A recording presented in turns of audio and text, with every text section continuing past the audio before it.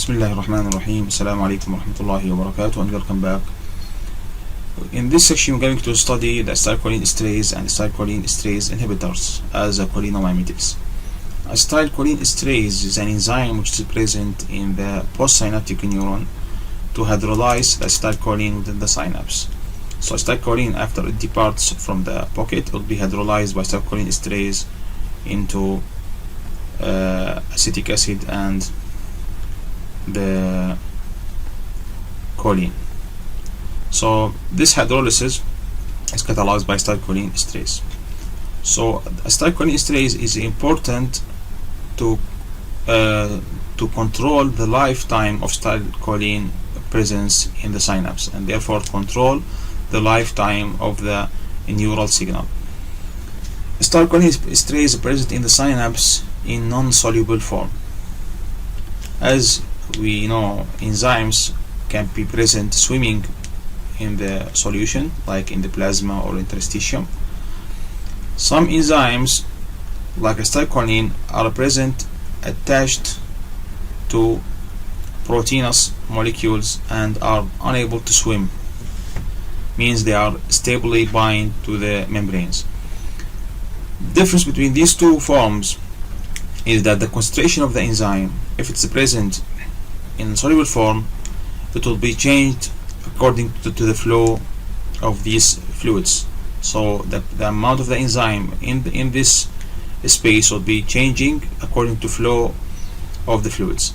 But if the enzyme is present bounded to the membrane, the concentration will be stable all the time. Therefore, the stability of the concentration of acetylcholine esterase within the synapse will lead to stability of the rate of hydrolysis of acetylcholine, and also leading to stability of the lifetime of the signal. So acetylcholine esterase is present in the synapse in a tree form. It's anchored to branches. These branches are from a tree, polypeptide tree, and acetylcholine esterase are present at the branches of this tree in a clustered form. This cluster is of acetylcholine esterases bound into each other and to the tree by disulfide bridges. So disulfide bridges are used to connect acetylcholine esterase to each other and connect acetylcholine esterase also to the branch of this tree. So the stable concentration of acetylcholine esterase in the synapse, leading to stable rate of hydrolysis, and this lead to stable lifetime of signal, neural signal. So this stability is important to have a stable lifetime of signal. Acetylcholine esterase are usually planted next to the acetylcholine receptor, next to nicotinic receptor. So when the acetylcholine departs from the receptor, nicotinic receptor, will be directly hydrolyzed by these enzymes. So the efficiency of hydrolysis is very high, and the acetylcholine esterase leading to a very short lifetime of the signal. There are other types of acetylcholine esterases which are soluble forms, means they are not anchored, and these are present in plasma and tissues. Of these is a butyryl choline esterase, is another enzyme, although it is non-specific for acetylcholine, but this enzyme also able to hydrolyze acetylcholine, and it's present in the various tissues and the plasma. So if we inject acetylcholine to a person, the butyryl choline esterase will hydrolyze this acetylcholine at the injection site, and that's why it will lead to inefficient bioavailability of acetylcholine for medicinal uses. How acetylcholine esterase digest acetylcholine? There are two steps are required to digest acetylcholine. First step is to drag acetylcholine toward the binding pocket. Next is to hydrolyze. acetylcholine. So dragging of acetylcholine toward the binding site is taking place using its quaternary amine. In the binding site we have a tryptophan amino acid, and this tryptophan amino acid will drag acetylcholine to the pocket by interaction with the quaternary amine. Once acetylcholine will be within the pocket, the other amino acids of the pocket will start the hydrolysis. The hydrolysis is started by using nucleophilic attack. The serine amino acid of the pocket has nucleophilic properties. It has a negative charge on the oxygen. This negative charge will be augmented by taking its hydrogen by the next nearby histidine. Nearby histidine takes the hydrogen from the serine. The oxygen will be highly nucleophilic and will strongly attack the electrophilic carbonyl carbon of the acetylcholine, so directly forming a covalent bond to acetylcholine carbon bond, and this will initiate the hydrolysis of acetylcholine. So histidine residue first takes the hydrogen from serine to make it a strong nucleophile. Then the serine next step will attack the carbonyl carbon of acetylcholine. The mechanism of hydrolysis is going this way. First, the binding pocket is clean, there is no acetylcholine. The first step involves the nucleophilic attack of the serine to the carbonyl carbon. Hydrogen also be removed by histidine, as you said previously. Then the connected choline, acetylcholine, to the serine will be unstable and it will be broken at the carbon-oxygen bond. So the oxygen, or this alcoholic part, will be removed from the molecule and leaving acetoxy group bound to serine. Now the pocket is still occupied by the acetoxy group. It's not a clean pocket. So the pocket needs to be cleaned before being prepared to the next hydrolysis of acetylcholine. So this cleaning will be by using water. Water will wash the pocket by attacking this carbonyl carbon and make a breaking. It will break the bond between carbonyl carbon and oxygen, and it will lead to removal of acetic acid group from the molecule. So the water molecule will attack this part of the water molecule, will form a bond with this carbonyl carbon, and the remaining hydrogen will form a bond with this oxygen. So acetic acid will be removed and serine will be reactive again to start a next round of acetylcholine hydrolysis. So this mechanism will go through to hydrolyze all the acetylcholines.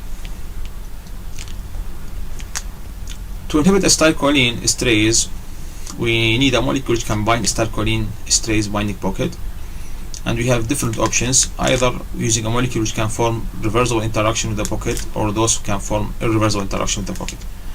So if we have acetylcholine esterase enzyme and we want to disrupt this enzyme, we can use molecules that can interact with this enzyme, either through a reversible interaction like hydrogen bond, electrostatic van der Waals, or we have other interactions which are more stronger, for example forming a covalent bond with the enzyme. So these interactions are called reversible interaction, and these are called irreversible interactions. Also, some of these covalent bonds are weak covalent bonds, and this kind of bonds, which are weak covalent bond, are midway, forming a weak covalent bond with the pocket, and these are midway. They are not regarded as a reversible or regarded as reversible. They are midway, and these are represented by the carbamates. Carbamates are a group of compounds which can form weak covalent bond with the esterase, so they are not fully reversible and not fully irreversible. Reversible molecules, some of these we will study, they are called non-carbamates. They only have a similarity to acetylcholine, and they combine reversibly with the enzyme. And we have those compounds which can form strong covalent bond with the enzymes, and these are, for example, the organophosphorus compounds. These compounds forming a strong covalent bond with the enzyme and irreversibly strongly inhibit the enzyme. So we will study all of these classes in the coming section.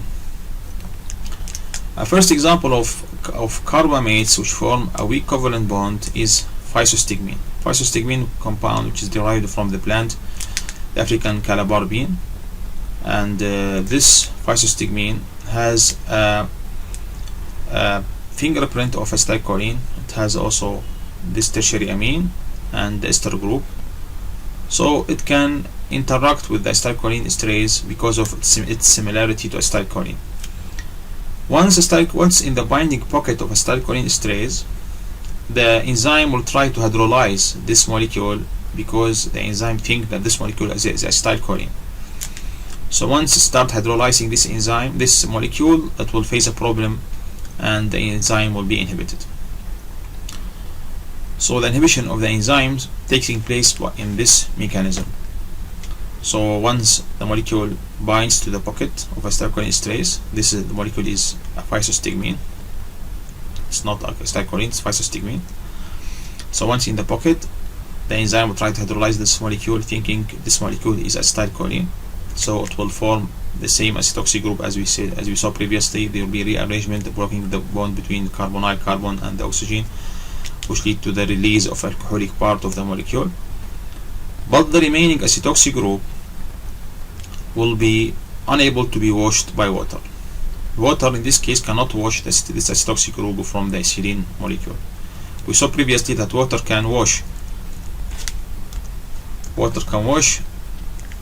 the acetoxy group, leading to removal of acetic acid from the molecule, so the enzyme will be reactivated again. But in the case of carbamate, water is unable to wash the acetoxy group. This is because this is not acetoxy group, it's a carbamoyl moiety. The nitrogen present next to the carbonyl carbon will feed the bond with electrons, so this bond will be rich in electron and will be strong. So water cannot break this carbonyl carbon serine bond, because the bond now is very strong because of feeding of electrons from this amine. So this amine plays the role in stabilizing the acetoxy group bond to the serine. It will feed the bond with the electrons and make it more stable. So physostigmine has important features to be an acetylcholine esterase inhibitor. First, it makes interaction with the acetylcholine esterase pocket, and this interaction is improved by presence of this hydrophobic phenyl group. This benzene group will make a strong hydrophobic interaction with the pocket, and will stabilize the molecule within the pocket. The second is the presence of this carbamate group, which is also this phenol group is regarded as a good leaving group. So means making the bond between carbon and oxygen much weaker. So this benzene group provides hydrophobic interaction with the pocket, and it provides a good leaving group. So it has benefits. This benzene group has benefits, making good interaction with the pocket, and also making this group as a good leaving group. So it will leave the molecule very efficiently and leaving carbamoyl moiety connected to serine. So they have two benefits of benzene group present in the physostigmine. The carbamate group present, as we said, it will stabilize the carbamoyl connection to the serine through feeding the bond with electrons. Physostigmine, it's a plant of plant origin. Physostigmine is used medicinally to reverse the action of atropine to treat glaucoma. There are trials to make synthetic analogs of physostigmines. this starts with with the synthesis of myotin. Myotin has also a similarity to physostigmine.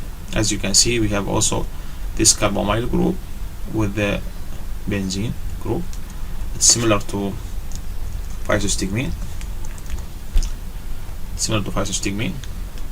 Physostigmine also has this tertiary amine, and myotin also has this tertiary amine. So it has similarity to physostigmine.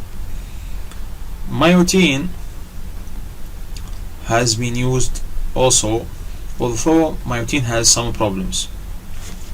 Myotin is a synthetic analog. It is similar to physostigmine but has many problems.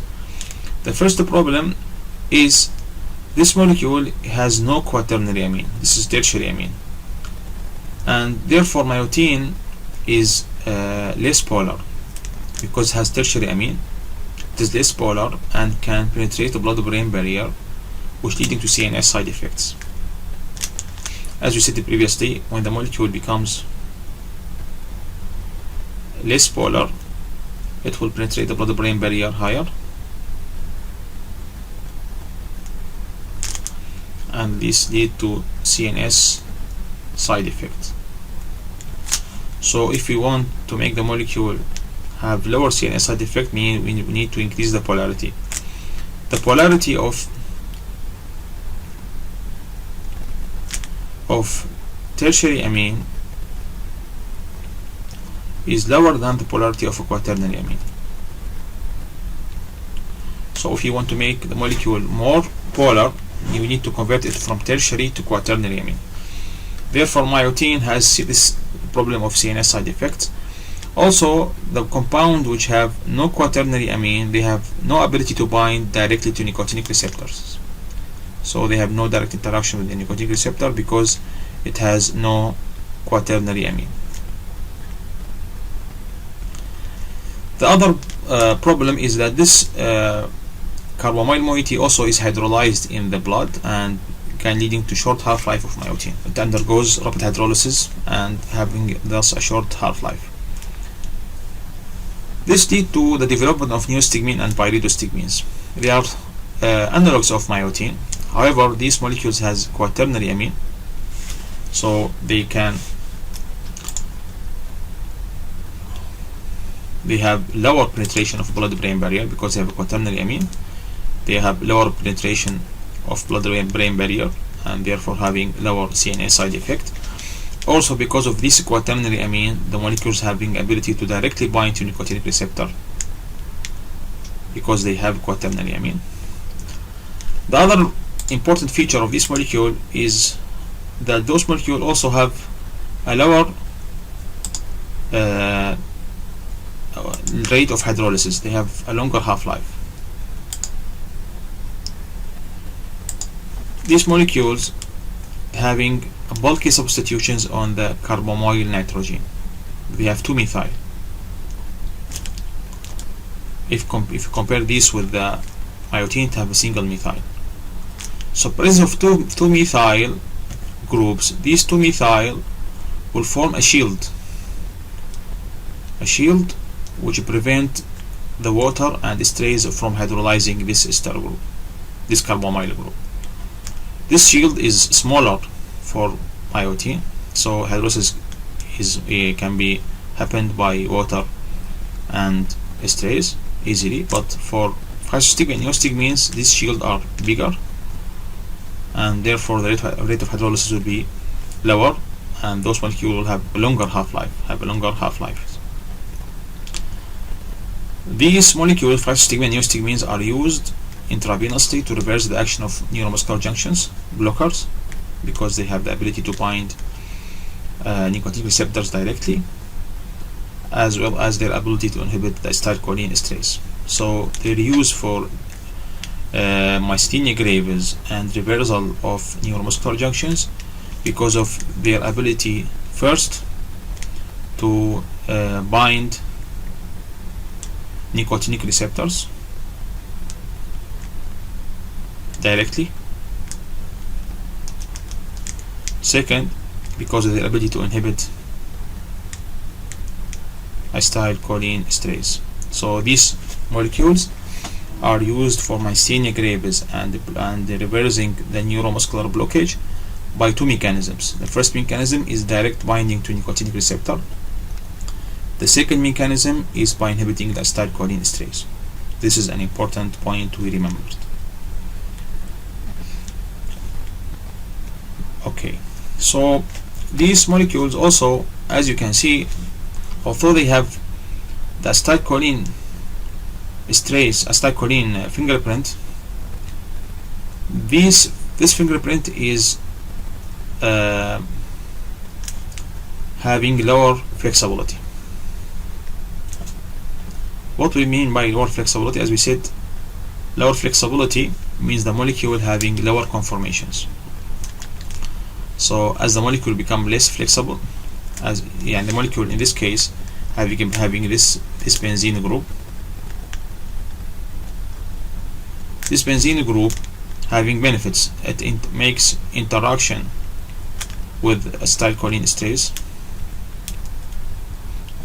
as we saw for physostigmine. It will make strong interaction with the acetylcholine esterase, extra hydrophobic bonding with acetylcholine esterase. So this group have this benefit, making extra hydrophobic interaction with the pocket. The other important point is that this benzening also leading to lower the flexibility of the molecule. As the molecule become less flexible, it will be more specific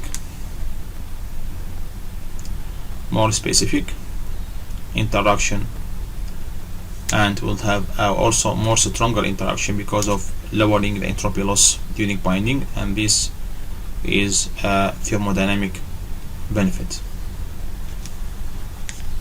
So this is a summary of those synthetic analogs of physostigmines. An example of non-carbamates, this compound is hydrophonium. It's also similar to the previously mentioned compound, but it has no carbamoyl moiety. This is the carbamoyl moiety, and this moiety is not present in hydrophonium. In hydrophonium you have only phenol group, only hydroxyl group. So hydrophonium has no ability to form a covalent bond with the acetylcholine esterase because it has no carbamoyl moiety, so it cannot form a bond with the acetylcholine esterase. So it will only reversibly bind to acetylcholine esterase. So this hydrophonium does not have the ability to form a covalent bond with acetylcholine esterase, and it does, however, inhibit acetylcholine esterase in a reversible manner. Hydrophonium has a quaternary amine, and this quaternary amine means higher polarity, means lower CNS side effect. Also, this quaternary amines means direct interaction, direct binding to nicotinic receptor, direct interaction with nicotinic receptors.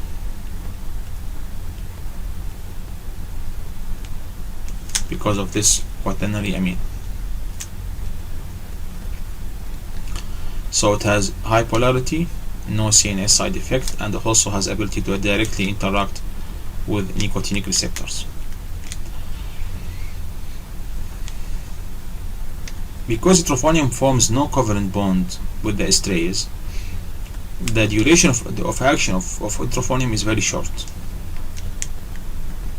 because the binding to acetylcholine esterase is very reversible.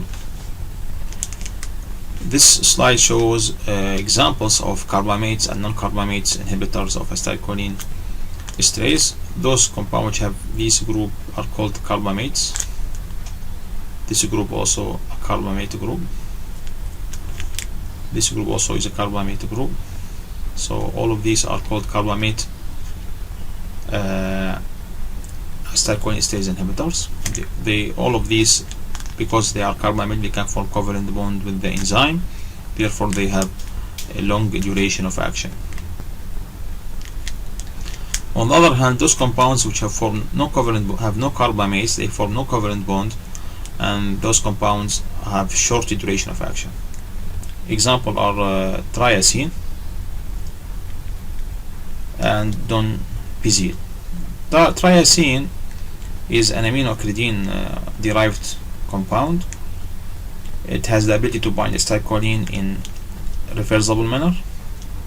This compound is less polar because it has no quaternary amine, so it can penetrate the blood-brain barrier easily and can be used to treat CNS problems like Alzheimer's disease.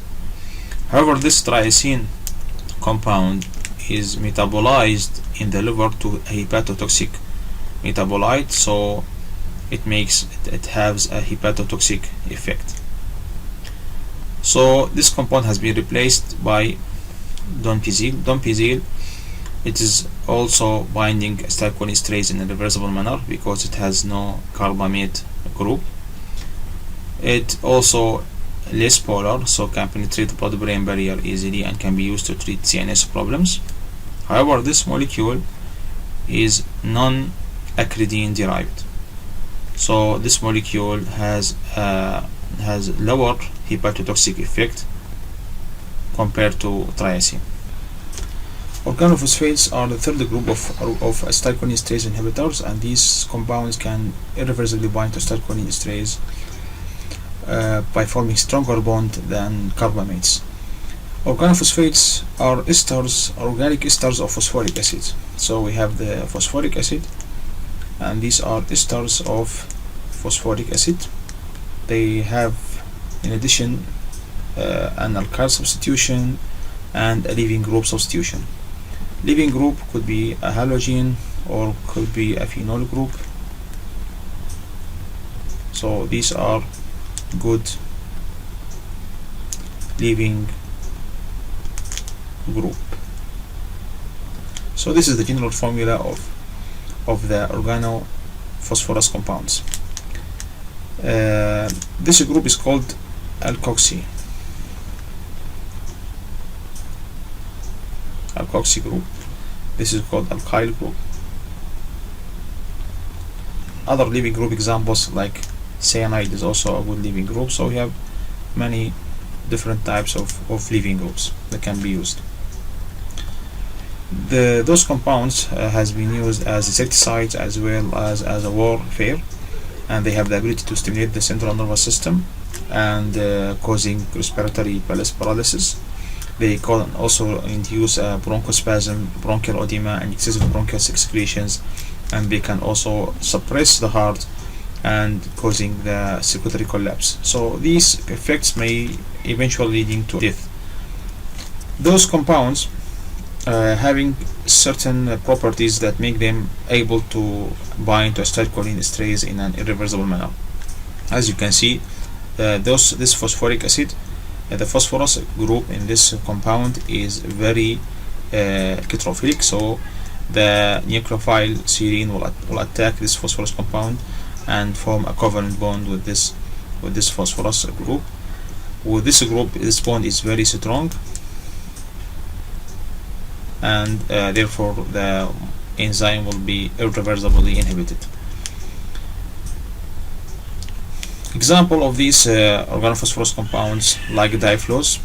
Diflose is an insecticide which is composed of diisopropyl. Diflose means diisopropyl.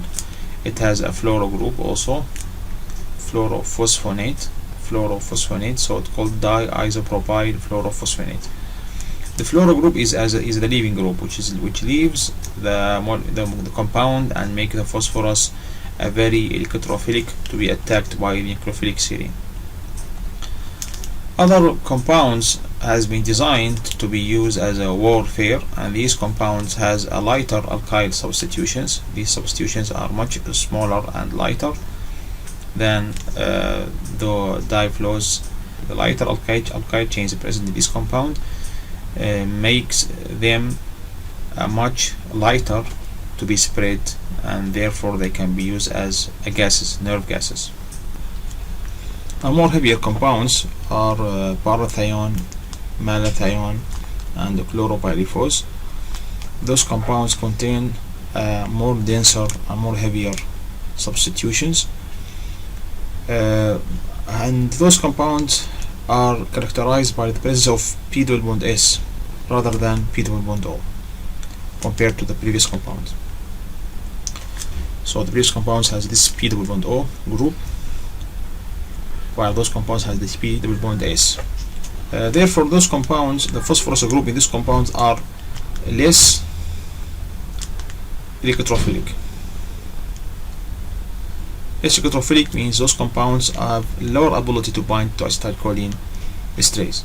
So they need to be converted into P double bond O before they can give an action. The conversion is catalyzed within the insect's body by certain enzymes. So in the insect there are some enzymes that can do oxidative desulfurization, oxidation and desulfurization of this sulfur to produce P double bond O group, which can produce acetylcholine esterase inhibition. However, in human body, this P double bond S is not going to be converted into P double bond O. Instead, the compound will be metabolized to an inactive metabolite and excreted. So those compounds, parathione, malathione, and chlorpyrifos, have the ability to act as selective acetylcholine esterase inhibitors for insects and non-human. Those compounds also they have some properties, like the chlorpyrifos and the parathione has a higher lipophilicity compared to malathione. So chlorpyrifos and parathione are usually not used medicinally. However, malathione is used medicinally because malathione has a lower lipid solubility, so it has lower potential to penetrate the human skin and therefore produce less toxicity. That's why malathione is used medicinally, while chlorpyrifos and parathione are not used medicinally. Ecothiopate, this compound has the P double bond O group, means it's in the active form, and can bind directly to acetylcholine esterase. It also has this acetylcholine fingerprint, which enables the compound to be directed toward the acetylcholine esterase binding pocket. So it is used topically for glaucoma. Since organophosphorus compounds are too toxic, antidotes were developed to overcome their toxicities.